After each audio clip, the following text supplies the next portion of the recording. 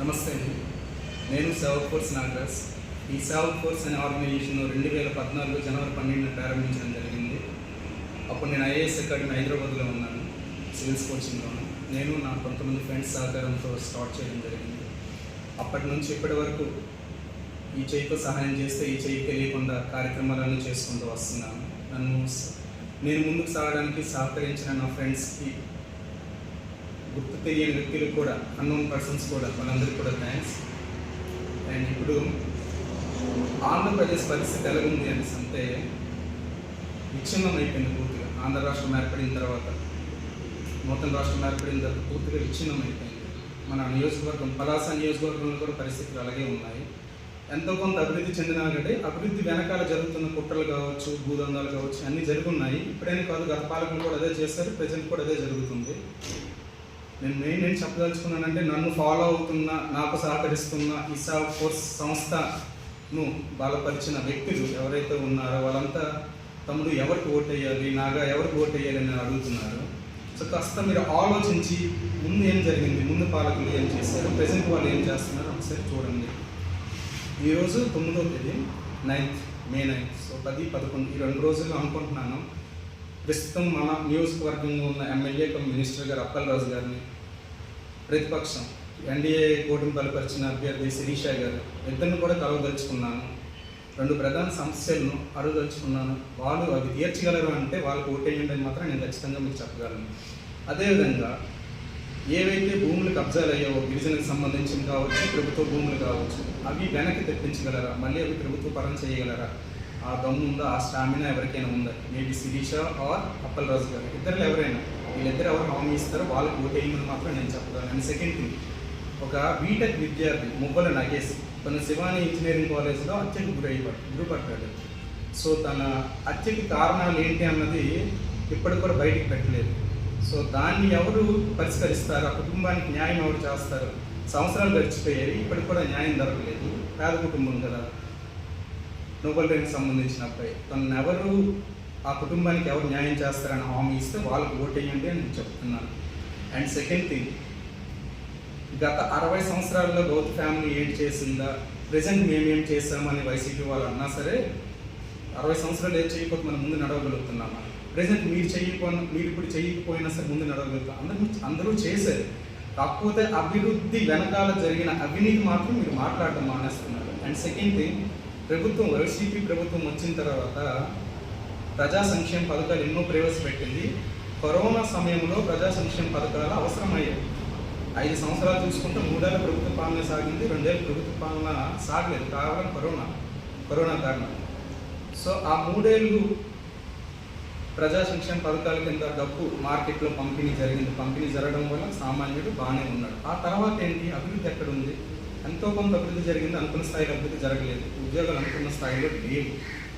రాజధాని చూస్తే సైడ్కి వెళ్ళిపోయిందా, పోలవరం ప్రాజెక్ట్ కూడా సైడ్కి వెళ్ళిపోయింది. ఇలాంటి ఎన్నో అంశాలు ఉన్నాయి.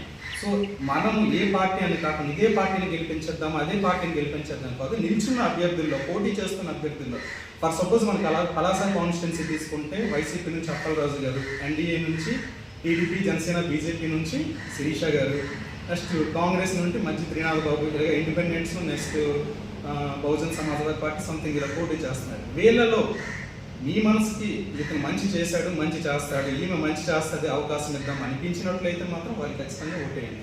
And second thing, last time 2019 ఎలక్షన్స్లో చాలామంది అడిగితే ఏం చేయాలంటే, ఉన్న అభ్యర్థుల్లో కొంతమంది నన్ను ఫాలో అయిన, నా సేవక్ ఫోర్స్ ఆర్గనైజేషన్ ఫాలోయింగ్లో చాలామంది నోటాకు ఓటేస్తారు. ఈసారి నోటాకు మీరు ఓటేయకండి. ఈవెన్ నేను కూడా నోటాకు ఓటేసి తెలుసుకోలేదు.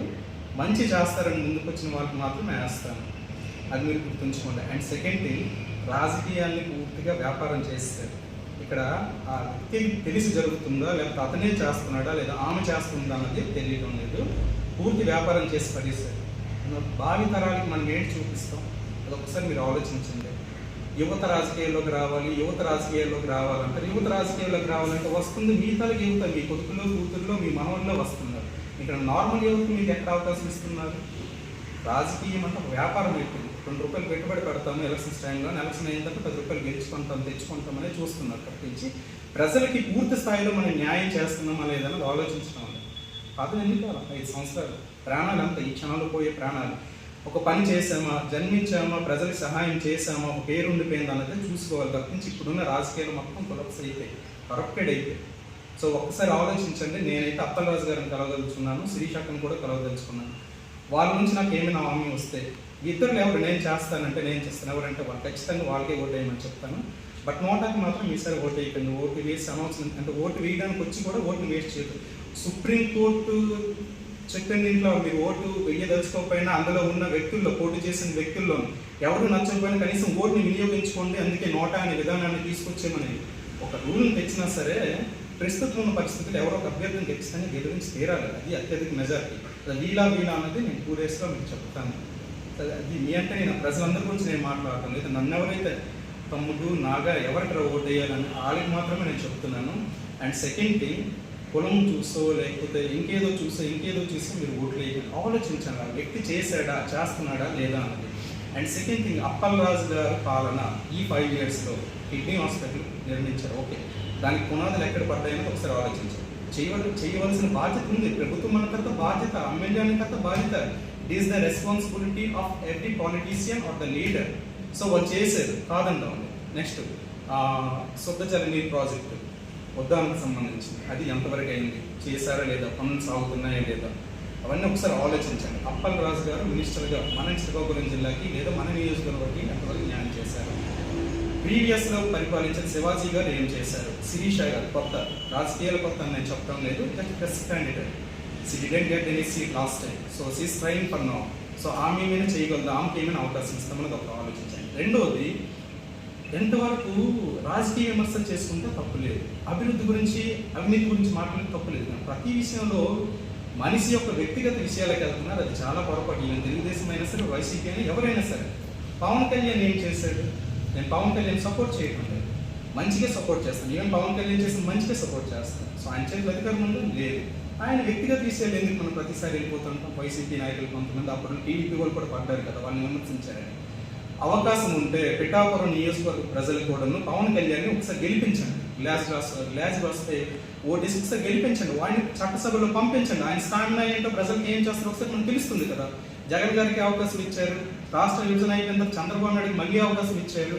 సో ఒక్కొక్కరికి అవకాశం ఇచ్చారు కూడా, పవన్ కళ్యాణ్ వ్యక్తికి కూడా ఒకసారి అవకాశం ఇస్తే తెలుస్తుంది ఏంటా.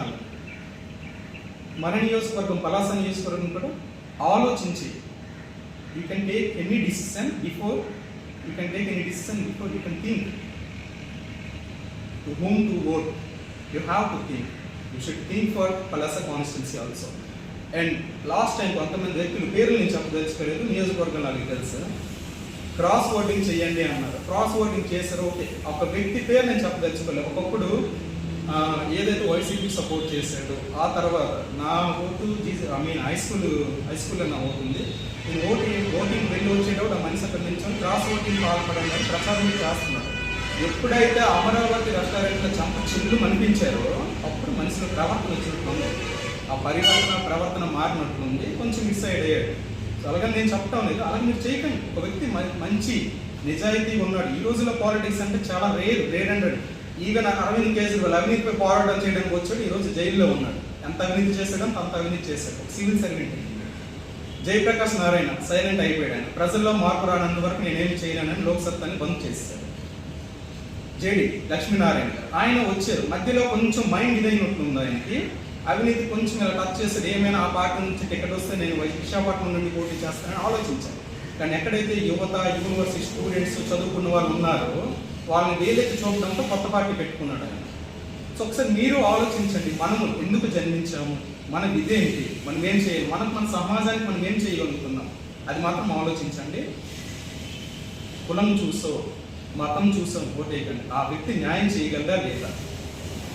నా నా నా నా ముందున్న అంశాలు ఏంటంటే అప్పలరాజు గారిని అయినా సరే, శిరీష గారిని అయినా అడగదలిసింది ఒకటి, మీ ఇద్దరు ఎవరైనా మీరు చేయగలరా. మువ్వల నగే సత్యకి కారణాలు బయటికి రావాలి, ఆ కుటుంబానికి న్యాయం జరగాలి. అండ్ సెకండ్ థింగ్, పలాస నియోజకవర్గంలో ఉన్న ఎక్కడెక్కడైతే ప్రభుత్వ భూములు కబ్జాలు అయ్యావో అవన్నీ మళ్ళీ వెనక్కి తెచ్చి ప్రభుత్వ పరం చేయాలి. ఆ దమ్ము మీలో ఎవరికైనా ఉందా. ఈరోజు 9, రేపు 10 నాకు విశాఖపట్నం పని మీద వెళ్తున్నాను. 11వ తేదీన వచ్చి అప్పలరాజు గారిని కలుస్తాను, శిరీష గారిని కలుస్తాను. కలిసిన తర్వాత నేను చెప్తాను, నన్ను అభిమానించి నన్ను సపోర్ట్ చేసి నా సేవా ఫోర్స్ సంస్థ, దిస్ ఈజ్ నాట్ మీ, ఇది మన అందరిది. ఎవరికైతే పేద ప్రజలకు కావచ్చు, చదువుకుంటున్న వారికి, ఎక్కడైతే ప్రాబ్లమ్స్లో ఉన్నారో వాళ్ళందరికీ సపోర్ట్ చేసుకుంటూ వస్తే ఈరోజు కూడా నేను బయట నేను వచ్చేస్తాను చెప్పని సైలెంట్ చేసి వెళ్తున్నాను. నాకుంటూ ఒక లక్ష్యం ఉంది, ఆ లక్ష్యంలో భాగం ఇది ఒకటి, నా సేవా ఫోర్స్ సంస్థ. అది ఒక 2 డేస్లో నేను నిర్ణయం చెప్తాను. మీరు కూడా ఆలోచించండి. ఓటు మాత్రం ప్రతి ఒక్కరు వేయండి. ఈసారి ఓటు వేసేటప్పుడు నోటకి వేయకండి, గతంలో జరిగిన తప్పులు చేయకండి. వ్యక్తిని చూసి ఆ వ్యక్తి చేయగలరా లేదా, జరిగిన తప్పులను సరిదిద్దుకుంటారా లేదా అన్నదే నిర్ణయించుకొని ఓటు వేయడం చేయండి. 2 డేస్లో నేను ఇన్ఫామ్ చేస్తాను. Either YCP are TDP, NDA బలపరిచిన అభ్యర్థి శిరీష గారు, వైసీపీ అప్పలరాజు గారు, అవి 2. ఇక్కడ అవినీతి జరిగిందంటే నీటిలోని చేప చాణక్యుడు చెప్పినప్పుడు, కౌటిల్యుడు అంటాం కదా, అర్థశాస్త్రాన్ని రచించాడు.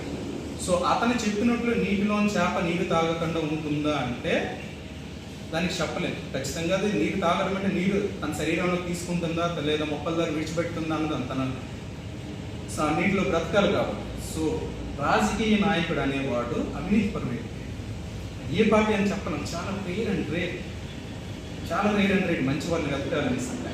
అయితే ఉన్న వాళ్ళలో బెటర్ ఎవరు మంచి చేయగలరా లేదనేది మనం ఆలోచించుకోవాలి. And my last request, it's my suggestion to also, పిఠాపురంలో పవన్ కళ్యాణ్ గారిని గెలిపించండి. ఒక్కడేళ్ళ చాలు. ఆ 21 సీట్లు ఆయన గెలుస్తాడా లేదా పక్కన పెడతారు, ఒక్కడేళ్ళ చాలు. ఈవెన్ తెలుగుదేశం వచ్చినా వైసీపీ వచ్చినా సరే వాళ్ళు చేసిన తప్పులు నేనే వేగెత్తి చూపగలిగిన ఒక నమ్మకంతో పంపించండి. అక్కడ కూడా ఫెయిల్ అయ్యాడు అనుకోండి, పక్కన కూర్చు పెట్టేసింది. బట్ ప్రయత్నిస్తున్నాడు, ఏదో సమాజంలో మార్పు తెద్దామా అనేసి చూద్దాం. అయితే ఇక్కడ కూడా ఇతను యూత్కి అవకాశం ఇస్తాం, యూత్కి అవకాశాలు ఇస్తామని చెప్పి మరి ఎంతమంది యూత్కి అవకాశాలు ఇచ్చారు, ఆ టికెట్లు ఎంతమంది యూత్కి ఇచ్చారో ఆయనకే తెలియాలి. ఆయన చుట్టూ ఉన్న కొంతమంది ఆయనని సజెస్ట్ చేసేవాళ్ళు, సలహాలు ఇచ్చేవాళ్ళు కరెక్ట్ లేదు. అదే కరెక్ట్గా ఉందంటే ఈరోజు పవన్ కళ్యాణ్ అనే వ్యక్తి ఇంత మాట పడేవాడు కాదు. ఆయన అభిమానిస్తున్నానంటే ఎంతో కొంత సమాజానికి మేలు చేస్తున్నాడు. మిగతా పక్కన ఉన్న క్యారెక్టర్ల గురించి నేను మాట్లాడదలుచుకోలేదు. They are also same like YCP and TDP and BJP. And మతాన్ని రెచ్చగొట్టే మత పార్టీలకు వేయొద్దు, వ్యక్తిని చూసి ఓటు వేయండి. 2 డేస్లో మళ్ళీ ముందుకు వస్తాను. Anyway, thank you.